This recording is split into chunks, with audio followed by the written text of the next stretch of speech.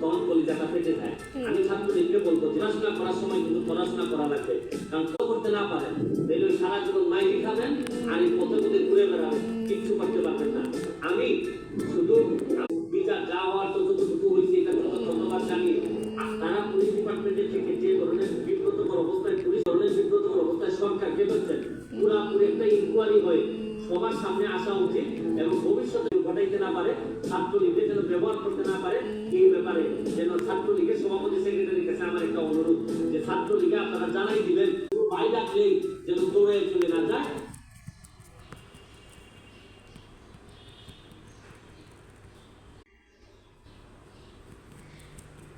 আওয়ামী দুঃশাসনের গত 15 বছরে হত্যা, গুম আর বিভিন্ন প্রতিষ্ঠান দখলের বিশেষ একটি অংশ নেতৃত্ব দিয়েছেন কিছু কর্মকর্তা। ইসলামী ব্যাংক থেকে 21 টেলিভিশনের মতো জনপ্রিয় গণমাধ্যম সবকিছু